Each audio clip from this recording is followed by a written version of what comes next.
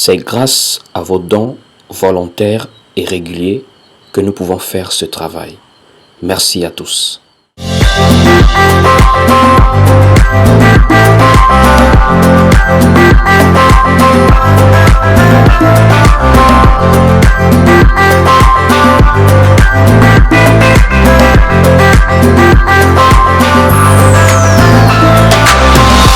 Alors ce soir, comme je le disais, nous partageons sur le fondement.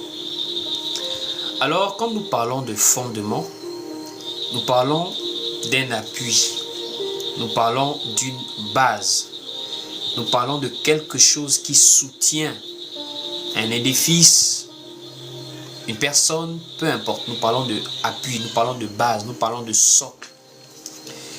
Et il y a un passage, ou encore même plusieurs passages, qui nous parlent du fondement. Et nous allons prendre un premier passage de base où l'apôtre Paul nous dit que nous avons été édifiés sur un fondement. Vous devez savoir qu'en tant qu'Église, en tant que peuple de Dieu, nous avons une base, nous avons un appui. Même dans d'autres aspects de la vie, par exemple les communautés, vivent appuyées sur une base, sur un fondement, sur des lois, sur des règles communautaires. Ça veut dire tout peuple a un fondement, tout peuple a une base sur laquelle il s'appuie pour pouvoir marcher, pour pouvoir progresser. Et nous, Église, en tant que peuple également, nous avons une base, nous avons un fondement, puisque nous sommes un peuple. Le livre de Actes, chapitre 15, verset 14, nous dit clairement que vous avez été édifiés, nous dit clairement que Dieu a d'abord jeté les regards parmi les nations pour choisir du milieu d'elles. Donc Dieu jette les regards parmi les nations pour choisir du milieu d'elles un peuple. Donc quand nous parlons d'église, nous parlons de peuple. Nous sommes un peuple. Alors comme je le disais, déjà quand on peut prendre le naturel, puisque l'apôtre Paul nous dit clairement dans le livre de 1 Corinthiens chapitre 11, la nature elle-même ne vous enseigne-t-elle pas? Quand l'apôtre Paul dit que la nature ne nous enseigne-t-elle pas, l'apôtre Paul veut t'interpeller, veut m'interpeller, veut nous amener à comprendre qu'il y a des choses, parfois pour bien comprendre la parole, nous pouvons tirer enseignement de certaines choses du monde. Tout peuple, toute communauté est basée sur des lois, sur des règles. C'est ce qui sert d'appui, de socle. C'est ce qui permet à la communauté de bien fonctionner. Parce que tout le monde sait comment on vit ensemble. On vit ensemble sur des règles établies. Ça veut dire, cet appui, cette base permet de pouvoir gérer la vie communautaire du peuple de manière harmonieuse. Parce que lorsqu'il n'y a pas d'appui, lorsqu'il n'y a pas de base, le peuple tombe dans l'anarchie. Et lorsqu'il y a anarchie, on ne peut plus parler de peuple. C'est maintenant le chacun pour soi, c'est maintenant le désordre. Voici pourquoi même quand nous parlons de pays, de nations, nous parlons de peuples qui vivent dans un territoire administratif avec une loi, une constitution qui permet de gérer la vie de ce peuple-là. Voici pourquoi lorsqu'il y a par exemple des guerres civiles ou encore des coups d'État, en tout cas des troubles dans le pays, on dit que le pays devient une zone de non-droit. Lorsqu'il n'y a plus de droit, c'est que la loi est maintenant piétinée, la loi est maintenant bafouée. Parce que c'est la loi qui permet de faire par exemple que si quelqu'un fait telle ou telle chose, voici les conséquences par rapport à la loi de ce que la personne fait. Si on a des gens en prison, mais c'est parce qu'il y a des lois qui sont établies par rapport à certains actes qui peuvent troubler l'ordre public ou encore porter atteinte à autrui. Il y a des choses qu'on ne peut pas faire aux autres parce que la loi nous empêche de le faire. Donc la loi devient maintenant comme un appui, une base qui permet une vie en communauté. On se sent en sécurité parce qu'on a la loi. C'est la loi qui te permet de pouvoir aller prendre ton argent le jour qu'on te paye et tu marches avec, sachant que si quelqu'un t'agresse, tu peux porter plainte. C'est la loi qui te permet de dormir chez toi en sécurité Même si quelqu'un peut te casser la porte de la maison et entrer, tu peux porter plainte et la loi va sévir. Voici pourquoi l'apôtre Paul le dit dans le livre de Romains, que les magistrats également sont là pour pouvoir servir parce qu'ils sont établis par Dieu, pour pouvoir réprimer ceux qui se comportent mal, pour pouvoir établir la justice aussi au milieu des hommes. Donc ainsi, la loi, la constitution, les règles communautaires sont l'appui dans toutes les nations. Et c'est à base de ça que nous pouvons vivre en communauté. Frères et sœurs, l'Église est un peuple. Et si même tu veux prendre appui sur Israël, c'est aussi un exemple. Comment Israël vivait. Alors comme je le disais, nous allons commencer par un verset, le livre de Éphésiens chapitre 2 au verset 20. Éphésiens chapitre 2 au verset 20. Il est écrit ici dans Éphésiens chapitre 2 au verset 20. Nous allons lire ensemble la parole. Nous sommes dans Éphésiens 2 au verset 20.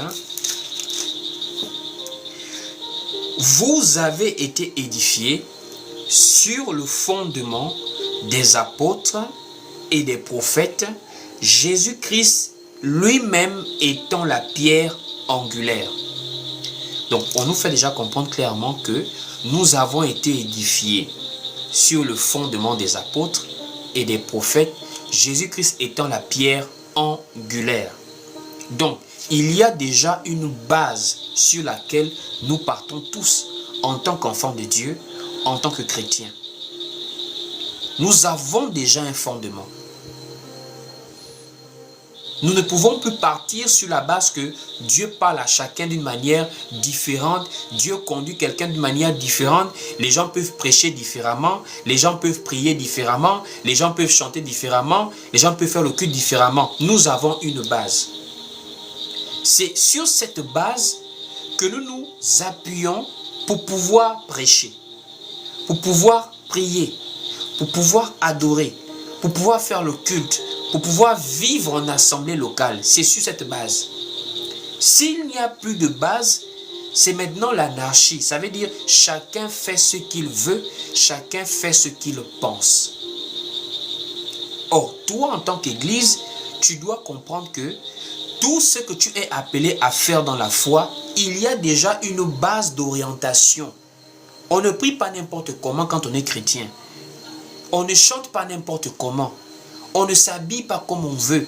On ne se comporte pas comme on veut, selon les pensées de nos cœurs. On est conduit par la parole. Et c'est même ce que l'apôtre Pierre va également dire dans le livre de 2 Pierre, chapitre 1er, à partir du verset 19. L'apôtre Pierre nous fait comprendre qu'en tant qu'Église, nous sommes conduits par la parole prophétique. Je voudrais qu'on parte lire ça. 2 Pierre, chapitre 1er au verset 19. Il est écrit ici dans 2 Pierre, chapitre 1er au verset 19. Et nous tenons, pour d'autant plus certaine, la parole prophétique, à laquelle vous faites bien de prêter attention, comme à une lampe qui brille dans un lieu obscur jusqu'à ce que le jour vienne apparaître et que l'étoile du matin se lève dans vos cœurs. Donc on nous fait déjà comprendre qu'en tant qu'Église, nous prêtons attention à la parole prophétique. Ça veut dire que c'est elle qui nous conduit. Voici pourquoi le Seigneur Jésus-Christ, en partant, va laisser un mot concernant la marche de l'Église, concernant tous ceux qui vont venir entrer dans la foi. Jésus dit dans Matthieu chapitre 28, du verset 19 à 20, il dit « Allez, faites de toutes les nations des disciples. » Allez, faites de toutes les nations des disciples. Et quand on parle de disciples, on pouvait s'arrêter là. Mais il précise « Et enseignez-leur à observer tout ce que je vous ai prescrit. » Donc, il ne s'agit pas que quelqu'un devienne un disciple et il est maintenant chez lui, il fait maintenant ce qu'il veut. Non, un disciple est soumis aux prescriptions du Seigneur. Un disciple est soumis à l'enseignement du Seigneur. Donc, ça veut dire déjà qu'il y a maintenant un canevas, il y a maintenant une règle de doctrine que nous sommes appelés à suivre. Allons-y lire Matthieu chapitre 28, du verset 19 à 20, pour voir clairement comment le Seigneur dit cela aux apôtres. Il leur donne cette recommandation que quand quelqu'un deviendra disciple, quand quelqu'un accepte Jésus, il ne repart pas chez lui pour vivre Jésus comme il veut dans sa maison. Il prie Jésus comme il veut, il parle de Jésus comme il veut. Non. Parce que c'est le fait de parler de Jésus comme on veut qu'il y a maintenant beaucoup de branches dans ce qu'on appelle communément le christianisme. Il y a le catholicisme romain, il y a le protestantisme, il y a le pentecôtisme, il y a le méthodisme, il y a les baptistes, il y a les églises de réveil, il y a les christianistes célestes, il y a les témoins de Jéhovah, tellement de branches parce que les gens comprennent Jésus comme ils le veulent. Ils ne veulent pas accepter qu'on a tous un appui, on a tous un fondement, la parole, au moyen des saintes lettres. Puisque dans un pays, si nous partons sur la base que nous sommes les citoyens d'un même pays, nous nous référons à la loi, nous nous référons à la constitution. Ce qui est sûr, c'est que les pays ont des constitutions différentes.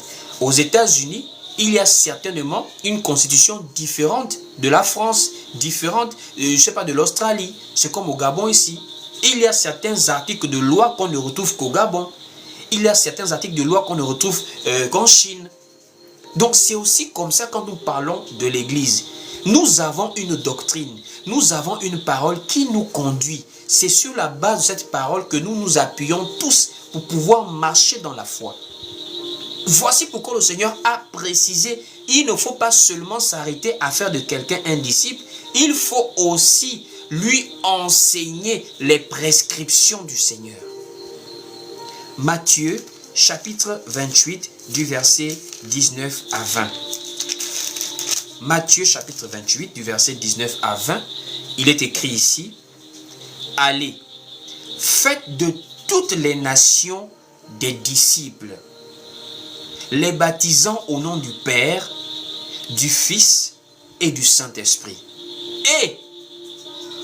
Et enseignez-leur à observer tout ce que je vous ai prescrit. Et voici, je suis avec vous tous les jours jusqu'à la fin du monde. » Jésus précise tout ce que je vous ai prescrit, comme pour dire à quelqu'un, on ne va pas choisir.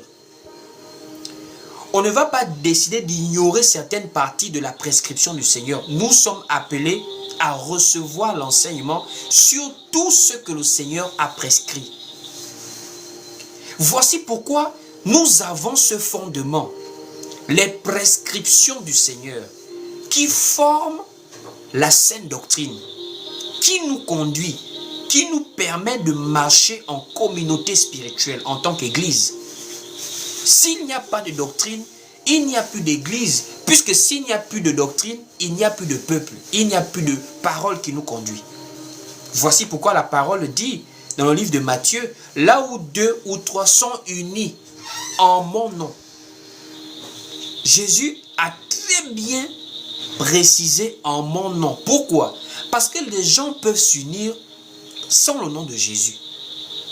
Et c'est ce que beaucoup de personnes n'arrivent pas à comprendre de nos jours. Ce n'est pas le fait de s'unir qui fait de nous église.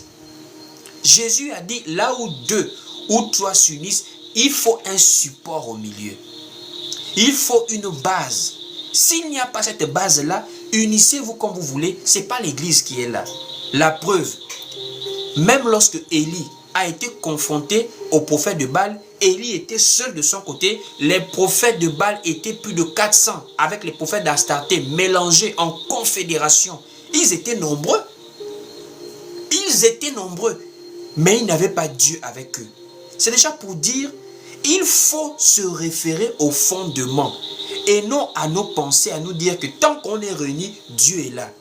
On peut remplir des stades comme c'est le cas actuellement.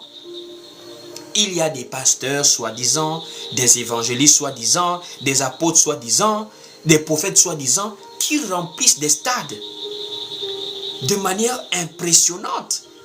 Des centaines de milliers de personnes sont réunies. Et quand le profane, quand l'homme du dehors le non-chrétien ou le non-croyant voit ça, il est impressionné. Et à bien plus encore, quand le chrétien des églises de réveil voit une foule, quelqu'un arrive à remplir tout un stade, tout un espace géant, bondé de monde, ça impressionne. Alors que ce qui doit impressionner un véritable enfant de Dieu, c'est ce qui est au milieu de ces personnes-là. Puisque Jésus a dit, là où 2 ou 3 sont en mon nom. Pas simplement là où 2 ou 3 sont en mon nom. Donc en réalité, c'est le nom de Jésus au milieu des personnes qui est la chose la plus importante. Si le nom de Jésus n'est pas au milieu de quelqu'un, au milieu d'un groupe de personnes, quelqu'un qui connaît vraiment la parole ne peut pas être influencé, même si vous vous réunissez à 1 million quelque part. Pour les vrais élus de Dieu, pour les vrais enfants de Dieu, ils ne vont pas voir le nombre. Ils vont voir en quoi vous vous réunissez, sur quelle base, sur quel fondement. Allons-y lire Matthieu, chapitre 18 au verset 20. Matthieu, chapitre 18 au verset 20, il est écrit ici, « Car là où 2 ou 3 sont assemblés en mon nom, je suis au milieu d'eux. » Alors, quelque part, tu vas te dire, bon, on sait tous que c'est le nom de Jésus, puisqu'il dit en mon nom. Et ce qui est sûr, c'est que tous ceux qui ont des Bibles en main, qui réunissent des foules, ils vont toujours dire Jésus. Ils vont dire Jésus. Personne ne peut venir se réunir au nom de Satan, à la bouche que c'est Satan, jamais.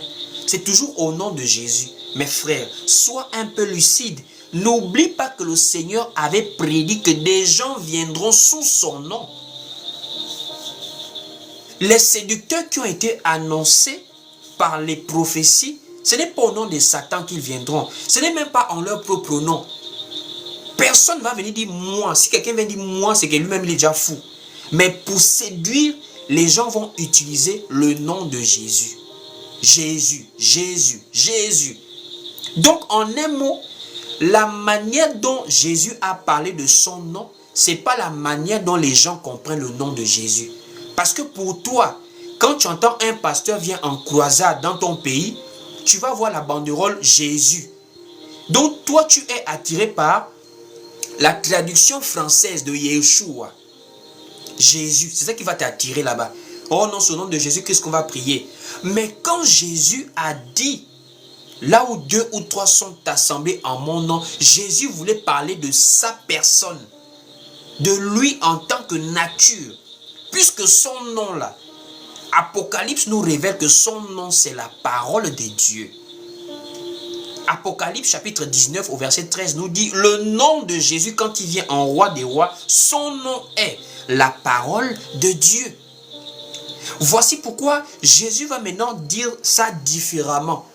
Ce qu'il dit dans Matthieu là, que là où 2 ou 3 sont assemblés en mon nom là, je suis au milieu d'eux. Jésus va maintenant dire ça différemment pour que tu puisses bien comprendre qu'en réalité, quand il parle de son nom, il parle de la parole.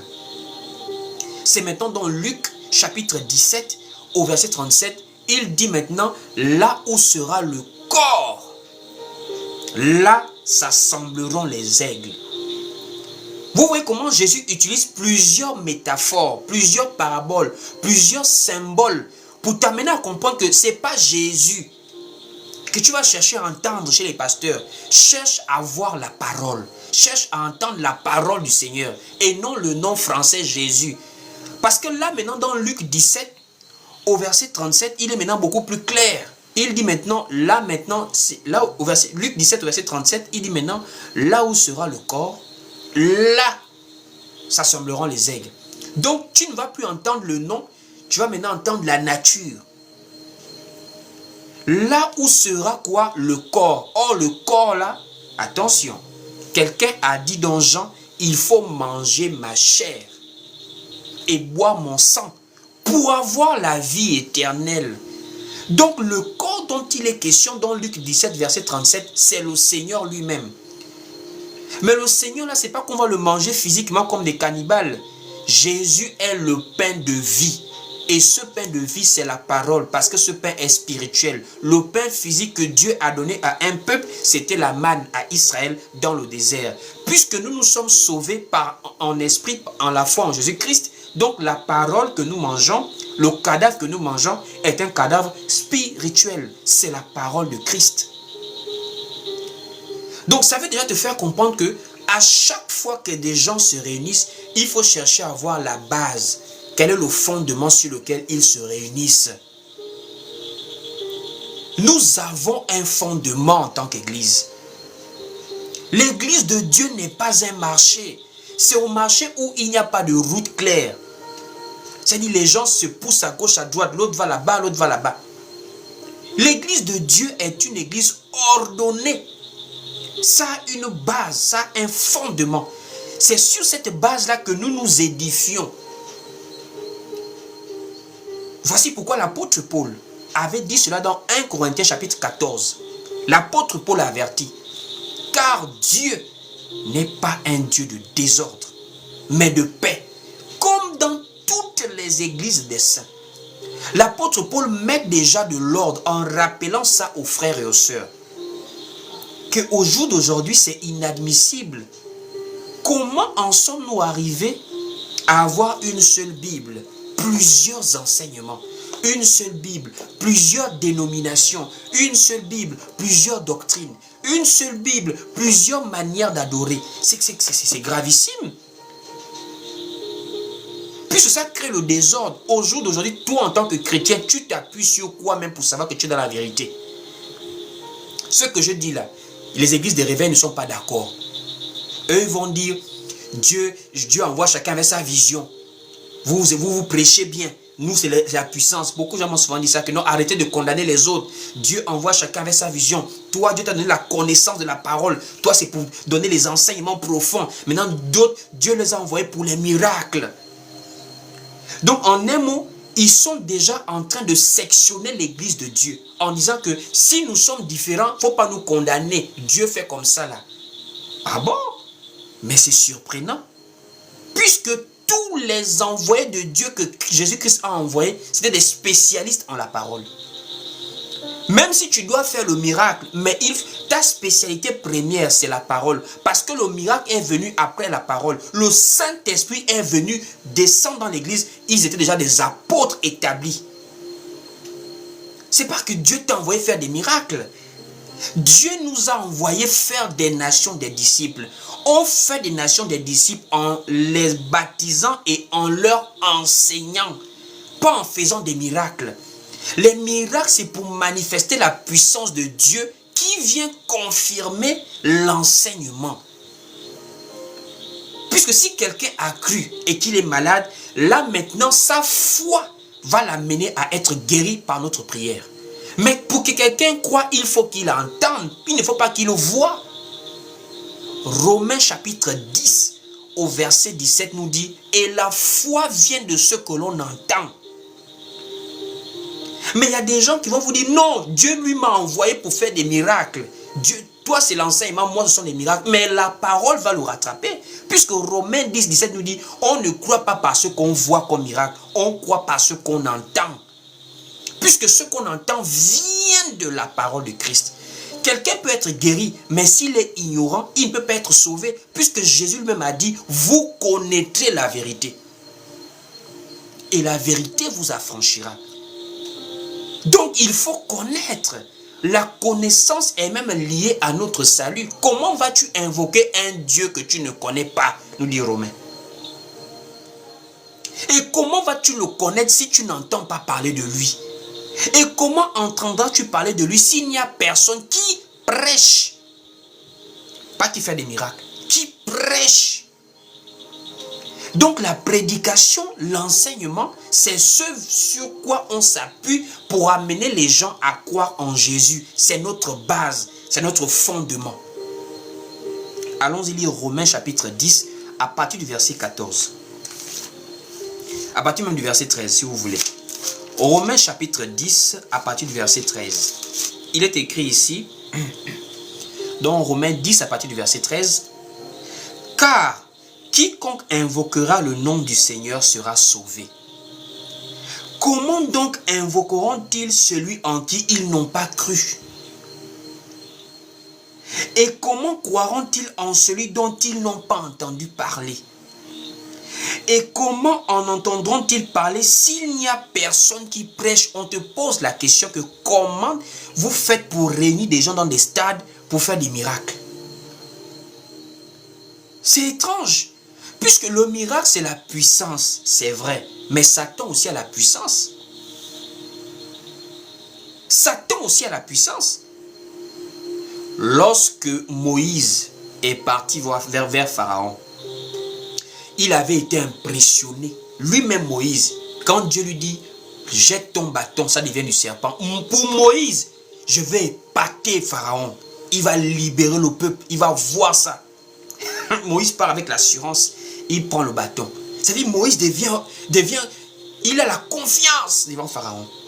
Pharaon, voilà, Dieu m'a envoyé, laisse partir le peuple. Et Pharaon dit, mais qu'est-ce qui se passe? Sur quelle base? Moïse dit, voilà, je te montre un signe. Il prend le bâton, il laisse tomber. Le bâton se transforme en serpent. Pour Moïse, la puissance, il n'y a que Dieu. Pharaon va montrer à Moïse qu'attention, le monde surnaturel, il y a la lumière, il y a aussi les ténèbres. Il y a les anges, il y a aussi les démons. Il y a les serviteurs de Dieu, il y a aussi ceux qui servent le diable dans les ténèbres. Il appelle ses mages, faites-moi la même chose. Ils ont fait la même chose. Mais je te pose la question ce soir. Pourquoi les Écritures appellent-ils Moïse prophète et les mages, on les appelle des magiciens, ceux qui étaient avec Pharaon? Pourquoi cette différence? C'est une discrimination, puisque les deux ont fait la même chose. Ce que Moïse avait fait, c'était comme aussi de la magie, puisque les magiciens ont fait la même chose. Tout le monde a laissé les bâtons par terre, les bâtons sont devenus des serpents. Mais Moïse a été appelé prophète parce que la première des choses avec laquelle Moïse part, c'est pas le miracle, c'est d'abord la parole, le message de Dieu. Dieu a dit, Dieu a dit. C'est maintenant après le Dieu a dit que la puissance accompagne pour confirmer que c'est Dieu qui a envoyé. Mais les magiciens, ils n'avaient rien à dire. Ils ont juste le miracle à montrer aux gens. Voici pourquoi la spécialité des faux prophètes annoncés dans Matthieu chapitre 24 au verset 11, on dit ils feront beaucoup de miracles. Ils vont séduire beaucoup de gens. Ils vont séduire beaucoup de gens, les faux prophètes. Ils ne vont pas les séduire parce qu'ils vont bien prêcher. Ils vont les séduire parce qu'ils vont les épater par des miracles, des prodiges. C'est ce que Simon le magicien avait fait en Samarie avant que Philippe arrive. Ça veut dire qu'il faut regarder le fondement. Sur quel fondement es-tu bâti? Sur quel fondement suis-je bâti? Alors l'apôtre Paul dit, nous avons été édifiés sur le fondement des apôtres.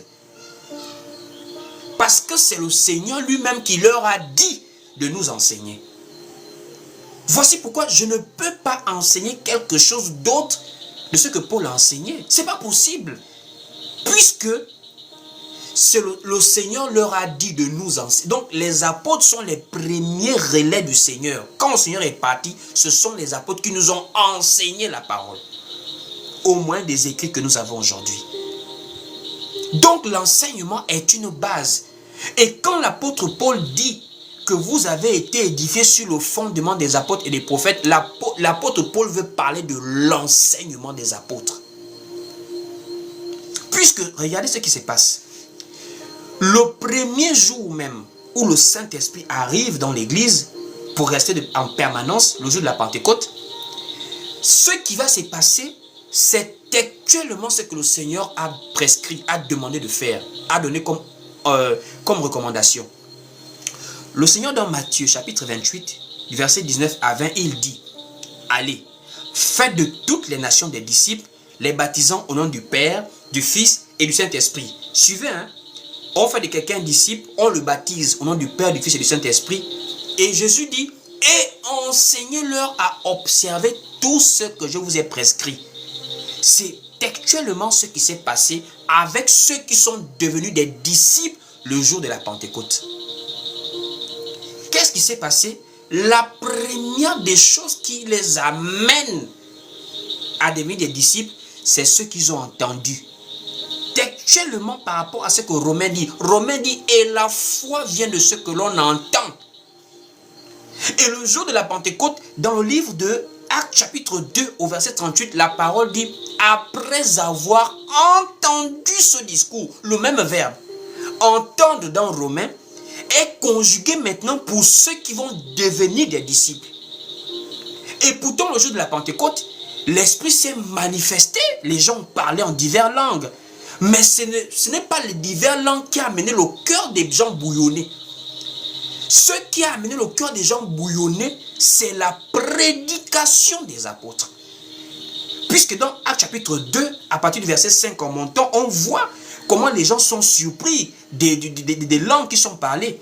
Mais on parle du cœur lorsqu'ils ont entendu le discours des apôtres. Donc c'est le discours des apôtres qui touche leur cœur. Tel que Romains 10, verset 17 nous dit que et la foi vient de ce que l'on entend. Et ce qu'on entend vient de la parole de Christ. Actes chapitre 2 au verset 37 à 38. Allons-y lire. Actes chapitre 2 du verset 37 à 38. Il est écrit ici. Après avoir entendu ce discours, ils eurent le cœur vivement touché. Et ils dirent à Pierre et aux autres apôtres, hommes frères, que ferons-nous? Après avoir entendu la parole. Donc la parole est la première des choses que l'on présente aux gens. Quand on veut faire d'eux des disciples, ce n'est pas d'abord les miracles, c'est d'abord la parole. Et quand ils deviennent des disciples, puisque l'apôtre Pierre va maintenant leur dire, baptisez-vous. On continue. Au verset 38, Pierre leur dit, répentez-vous et que chacun de vous soit baptisé au nom de Jésus-Christ pour le pardon de vos péchés et vous recevrez le don du Saint-Esprit. Maintenant au verset 41, après avoir pris le baptême, on dit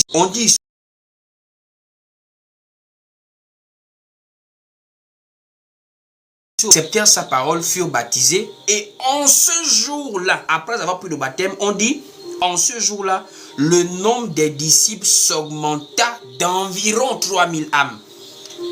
Donc, on est devenu disciples parce qu'on a entendu la parole et parce qu'on a pris le baptême. Les gens se sont rajoutés à l'église. Les gens se sont rajoutés à l'église. Ce n'est pas comme les gens TikTok maintenant là. Sur TikTok, on n'a plus des disciples, on a maintenant des curieux. Des gens qui viennent pour poser des questions. C'est-à-dire, c'est comme si nous travaillons à votre service, comme des dictionnaires ouverts, quoi. Nous travaillons pour Dieu. Nous ne travaillons pas pour vous. Pour venir, quelqu'un vient en tant que curieux avec des milliards de questions. Tu vas répondre à ces milliards de questions, il ne va jamais se repentir. C'est quoi le fruit interdit? C'est quoi le péché originel? Quand tu lui réponds, il ne se répand pas sur place, il continue à vivre sa vie, mais il est maintenant curieux. Nous ne sommes pas venus ici sur TikTok pour répondre à vos curiosités.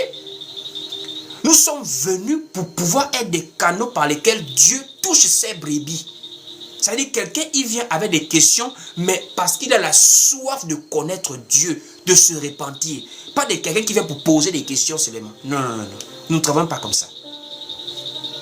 Donc, quand ils sont devenus des disciples, qu'est-ce qui s'est passé? La parole dit, lorsqu'on devient disciple, on fait ce que le Seigneur a dit et enseignez-leur. On dit, ils persévéraient. Dans Actes chapitre 2 au verset 42, ils persévéraient dans l'enseignement des apôtres. L'enseignement des apôtres. Ils persévéraient dans l'enseignement des apôtres.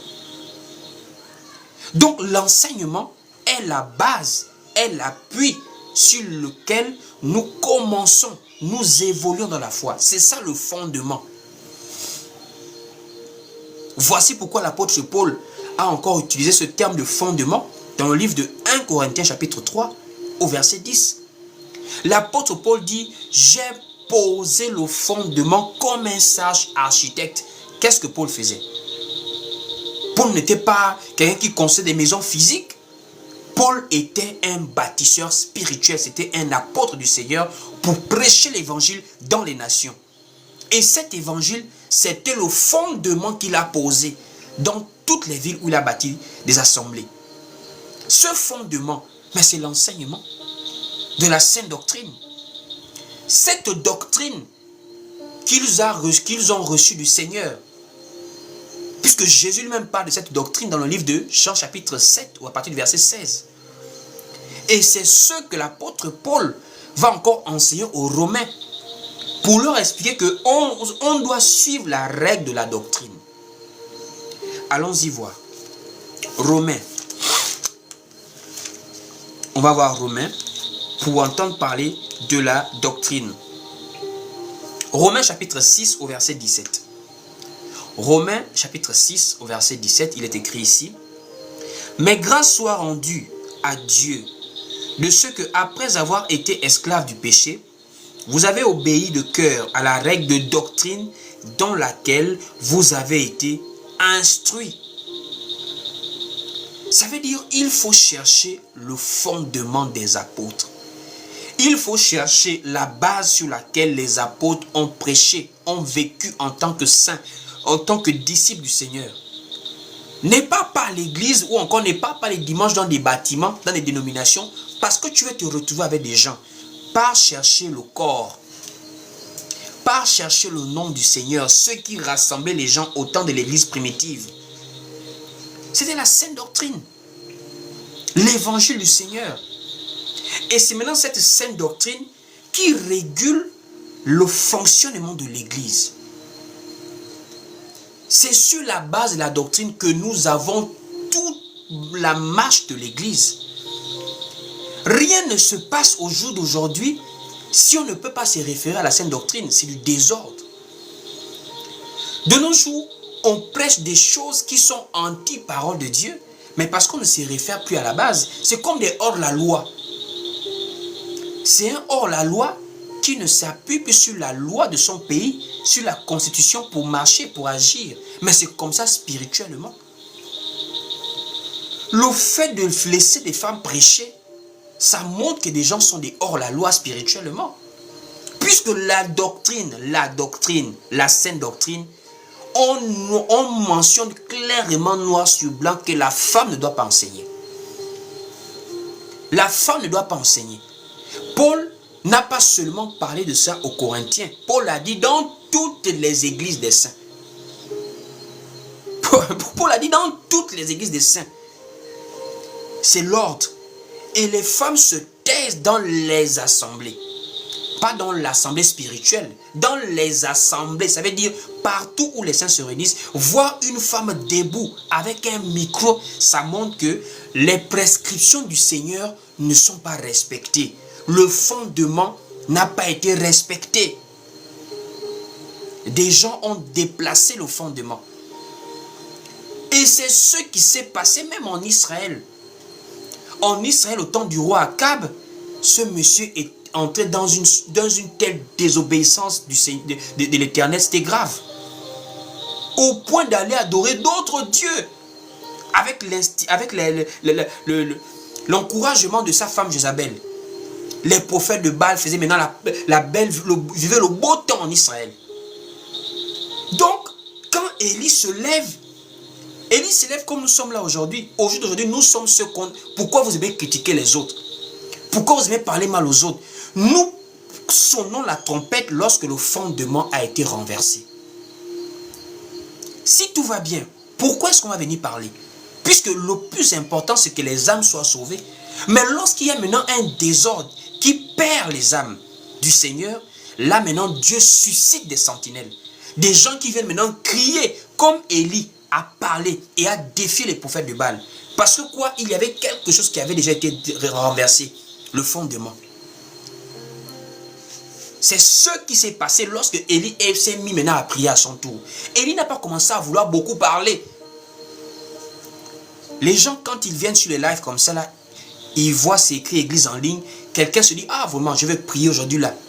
Seigneur, mon Dieu, mon roi. Mais attention, on ne prie pas pour prier. Toi, tu viens sur un live. Papa, vous appelez tout le monde papa. Papa, vraiment, je veux prier pour moi, papa. Vraiment, j'ai tel problème. Est-ce que tu t'es rassuré du fondement sur lequel ce monsieur est en train de parler? C'est pas pour rien que vous partez dans des assemblées où on vous escroque, où on viole des enfants, où on couche avec des femmes n'importe comment. Parce que le fondement n'est pas respecté. En dehors des faiblesses, on peut tous tomber. Mais je parle de la normalisation des bêtises dans certaines assemblées. Mais c'est grave. Pourquoi? Les gens ne partent pas pour suivre d'abord le corps du Christ, la parole. Les gens partent pour leurs problèmes personnels. Alors je m'en fous de ce qui se passe. Moi, je veux seulement qu'ils prient pour ma situation. Si tu veux le salut de ton âme, tu vas commencer à chercher ce qui se passe dans l'église entière. C'est pas non, peu importe ce que le pasteur fait. Moi, j'ai pas ma relation avec Dieu. Ta relation avec Dieu est basée sur l'enseignement que tu reçois. Ça veut dire la vie de ton pasteur, l'enseignement qu'il donne a un impact sur ta relation avec Dieu.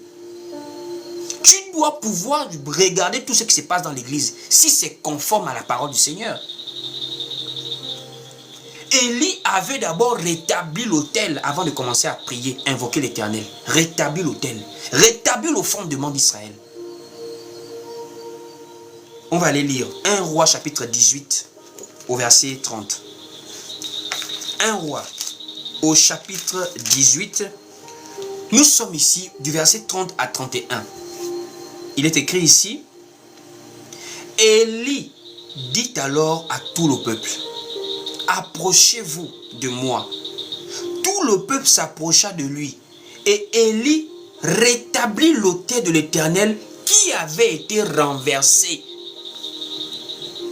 Élie ne s'est pas précipité à vouloir prier. Allez, le feu. Non. Attention, tu lances le feu sur quelle base?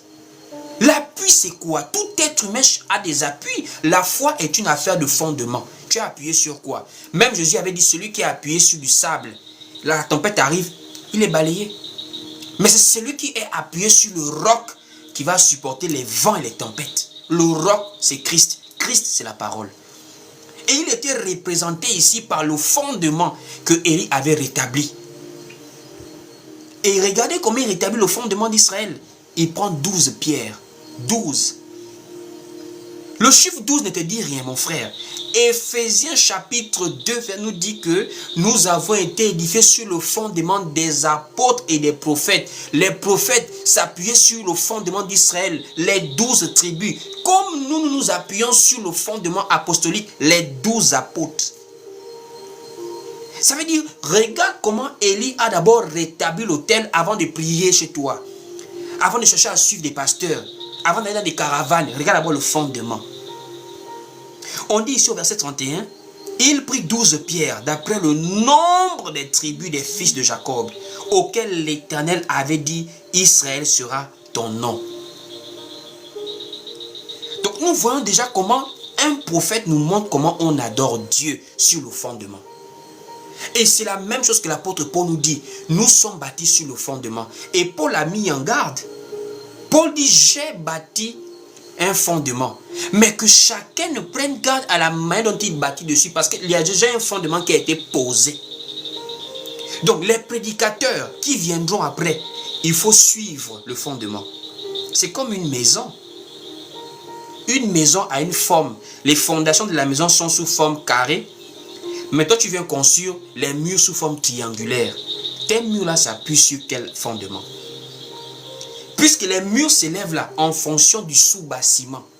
Si le sous-bâtiment est carré, la maison sera carrée. Parce que les murs sont solides à cause du sous-bâtiment, à cause des fondations. Ça veut dire que je ne peux pas venir dire quelque chose que Paul n'a pas dit. Quelque chose qui va contredire Paul ou Pierre, ou Jean ou Jacques. Même l'apôtre Pierre a mis un point sur l'affaire de la femme là. L'apôtre Pierre a dit, même les femmes qui ont des maris païens dans les maisons, si toi tu crois en Jésus, ne cherche pas à prêcher ton mari à la maison. Tu n'as pas l'autorité de te mettre debout devant ton mari. Ferme ta bouche, mais par ton comportement, amène ton mari à la repentance. Ne deviens pas prédicatrice chez toi pour dire, bon, comme mon mari est païen, il n'y a pas de frères chez moi, je vais lui prêcher la parole. Non, jamais. Pierre a dit que les maris soient gagnés sans parole, par par la conduite de leurs femmes. Donc sur ce point par exemple, les apôtres ont été clairs. Et Paul et Pierre ont été clairs. Même Paul a dit, comme le dit aussi la loi, même sous la loi, il n'y avait pas de femmes sacrificateurs. C'est le fondement sur lequel toi tu es en Jésus-Christ. Comment peux-tu te retrouver dans une assemblée où la femme tient le micro? C'est que tu n'es pas sur le fondement du Seigneur. Tu n'es pas sur le fondement du Seigneur. Il y a quelque chose que j'ai vécu il y a 2 ou 3 jours par là. J'étais avec un frère. On était là, on partageait la parole. Je me suis mis devant lui comme quelqu'un qui cherche à comprendre. C'est-à-dire, il ne connaissait pas qu'il était en face de lui, que le frère aussi prêchait comme lui. Donc j'étais là, j'ai dit, ah oui, explique-moi un peu ça. Il explique, voilà, oui, il explique, il se met debout même. Il m'explique, voilà, Dieu est Jésus-Christ, voilà. Je suis là, bam. Après je dis, bon, la femme, est-ce que la femme prêche? Il m'a dit, oui, non, la femme ne prêche pas, c'est clair, voilà, 2 mots. Je suis arrivé maintenant sur la dîme avec lui. J'ai dit, bon, on va terminer avec le dernier point sur la dîme. Est-ce que la dîme est d'actualité? Est-ce qu'on peut encore payer la dîme? Ça veut dire l'excès de zèle de ce frère. Il me dit, oui, même Jésus qui a prêché la dîme, les apôtres ont prélevé la dîme. Il a regardé, j'ai dit, ah frère, tu as bien commencé. Mais là, je ne sais pas où tu en es. Est-ce que tu peux m'expliquer? Avant de le contredire, je vais d'abord laisser le temps d'expliquer. Oh non, la dîme, Abraham a payé la dîme. Donc la dîme, c'est d'abord les prémices, c'est une œuvre spirituelle parce qu'on doit donner au Seigneur beaucoup de choses. J'ai dit mon frère, restons bibliques, restons scripturaires. Paul a dit aux Corinthiens, dans 1 Corinthiens 15, je vous ai enseigné selon les Écritures. Est-ce que tu as un verset biblique, toi, que les apôtres ont prélevé la dîme? Ça veut dire, en fait, il y a des choses, à moins que tu veux maintenant t'attacher à l'argent. C'est simple. Je vais seulement poser la question au frère, est-ce que tu as un verset, un passage biblique, où Jésus, ou l'un des apôtres, a prélevé la dîme? Il n'avait pas. Il dit, non, mais en fait, j'ai dit, non, frère, allons doucement. Tu ne peux pas affirmer quelque chose qui n'est même pas d'abord écrit à la base, que les apôtres n'ont pas pratiqué. Le donné est dans les 2 dispensations, la loi et la grâce. Mais le donné est différent par rapport aux lois. La loi, chez Moïse, on donnait d'une manière. On donnait par exemple des dîmes au pluriel. Mais dans l'église, on n'a plus une charge par rapport à la loi. Nous avons maintenant la libéralité. Ça veut dire que chacun donne maintenant par rapport à ses moyens et par rapport à sa volonté. Nous sommes en plein live. Si tu es touché et que tu bénis ce live-là par un don, ça c'est volontaire. Mais sous la loi, c'est la loi qui imposait. Comme certaines dames qui imposent l'argent maintenant. Vous voyez un peu. C'est-à-dire qu'elle impose en période de fin d'année où des gens ont des problèmes. C'est donc qu'il faut faire la sémence. Il faut faire la sémence. Vous voyez des gens comme ça. Alors que la parole nous dit c'est le Seigneur qui sème. Donc ils sont encore dans le rapport où je donne à Dieu pour que Dieu me donne. Ça c'est des enseignements sataniques. Demandez aux gens de venir faire la semence. Prendre tel euro, tant d'euros pour faire la semence. C'est la semence. Dieu ne nous donne pas parce que nous lui donnons. Dieu nous donne parce qu'il nous aime. Dieu fait son choix sur nous de manière volontaire. Par la propre exercice de sa volonté. Tu penses que tu es béni là parce que tu donnes à Dieu ta dîme. C'est Satan qui peut enseigner des choses comme ça aux gens. La semence. Il vient avec des grands mots pour effrayer les gens. Si tu veux que 2025, par rapport à ta famille, la protection, viens s'aimer. Prends l'enveloppe. C'est du vol, du haut niveau. Et c'est ça l'enseignement de la grâce que nous prêchons. On fait comprendre aux gens que Dieu nous a fait une faveur imméritée. Tu ne peux pas aller faire la balance avec Dieu pour dire à Dieu, j'ai trop donné, bénis-moi. Ça, c'est, tu ne peux pas faire ça avec Dieu. David, l'homme qui avait terrassé Goliath, quand il est tombé, il n'est pas parti dire à Dieu, Seigneur, moi j'ai fait tomber Goliath, comme je suis tombé là, équilibre. David s'est humilié pour dire, papa, Ma mère m'a conçu dans le péché. Lave-moi de mon iniquité. David n'est pas là en procès avec Dieu pour dire, moi aussi, pourquoi tu me frappes pour dire, bien j'ai gagné, non. David avait compris qu'avec Dieu, on n'est pas juste. On n'est pas juste. Mais toi, tu viens dire aux gens, fais la sémence. Sémence de quoi? Donc, en un mot, s'il ne fait pas la sémence là, il aura des problèmes dans sa vie. Sans la sémence là, il aura des problèmes dans sa vie, quoi. Vous voyez un peu comment des gens font du banditisme dans l'église. Jacob a fait quoi pour être choisi par Dieu par rapport à son grand frère Ésaü? Jacob a fait quoi? Jacob a quel mérite? Jacob a fait quelle semence? Vous pensez que Jacob a été choisi parce qu'il avait dit à Dieu, je te donnerai la dîme, etc. Non, non. Jacob a été choisi dans le ventre de sa mère. Jacob a été choisi là-bas. Et depuis le ventre de sa mère, Dieu connaissait déjà qu'il était le petit frère. Puisque Dieu dit à sa mère Rebecca, le plus grand sera assujetti par le plus petit. Dieu t'a déjà aimé, tu n'étais même pas encore né. Dieu a fait de moi celui qui est en train de te prêcher là. Je n'étais pas encore né. Ça ne dépend pas de mes œuvres. Ça dépend de la grâce de Dieu. Voici pourquoi j'aime la parole que Paul dit aux Romains. Oh non. J'aime la parole que Paul dit aux Romains. Paul dit aux Romains que Dieu fait son choix avant que les deux ne fussent nés. Parce qu'il a voulu que son choix subsista par l'exercice de sa propre volonté. Oh non, pour ne pas écorcher, je préfère qu'on lise ça ensemble. Romains, allons-y dans Romains. Romains. C'est-à-dire, Paul t'enseigne la grâce dans Romains. Paul t'enseigne la grâce. Ça ne veut pas dire que tu ne peux pas donner. Mais quand tu donnes à Dieu, tu ne donnes pas à Dieu dans la pensée que parce que je donne, j'aurai. Tu as déjà depuis même avant que tu ne naisses, mon frère. Donne parce que Dieu met en toi la liberté de soutenir, de donner. Mais ne donne pas parce que tu penses que tu peux réclamer à Dieu après. C'est du banditisme de donner des enseignements sataniques comme ça. On va lire. Romains, nous sommes dans le livre de Romains. Voilà. On va aller dans Romains. Romains chapitre 9 au verset 11. Romains chapitre 9 au verset 11. On y va, on va lire. Il est écrit ici.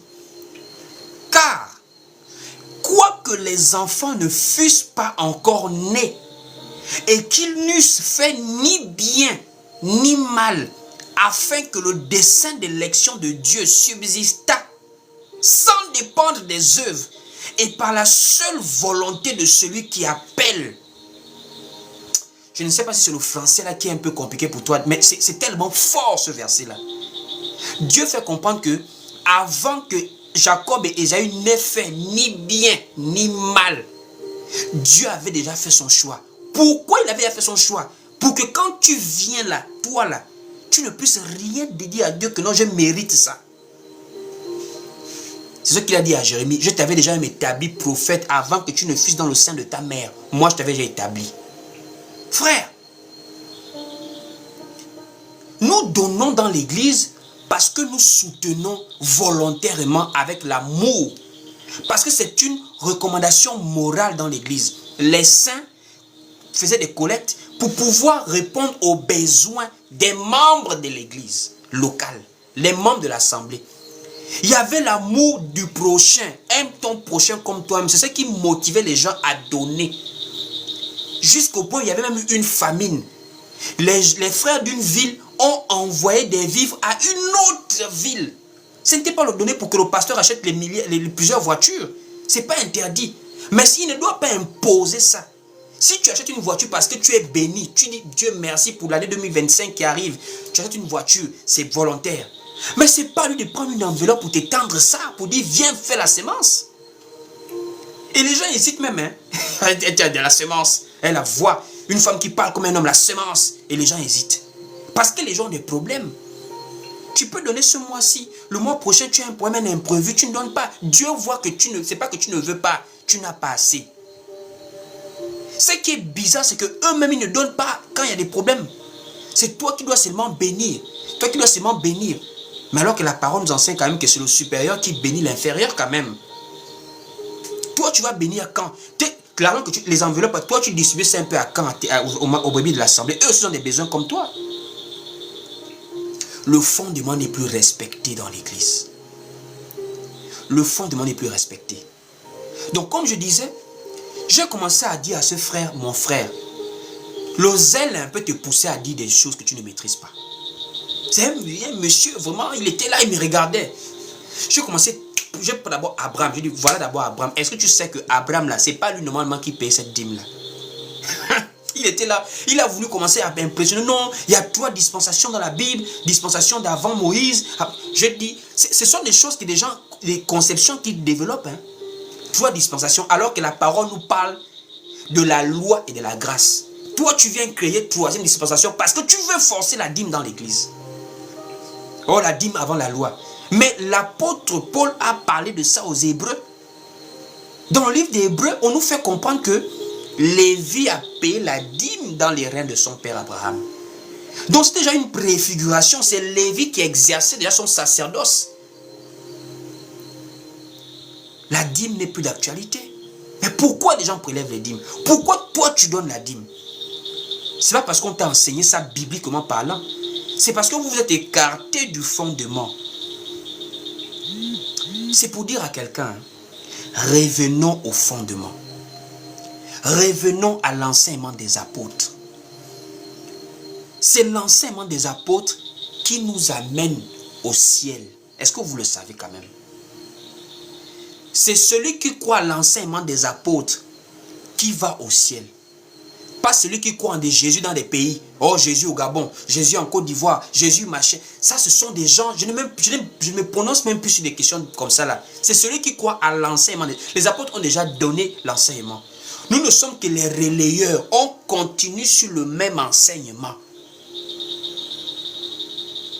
Les gens qui vont venir vous dire non, il faut croire en Jésus du Gabon, il faut croire en Jésus de Côte d'Ivoire, Jésus de la Chine, Jésus du Mexique, je ne sais pas, des bêtises comme ça là.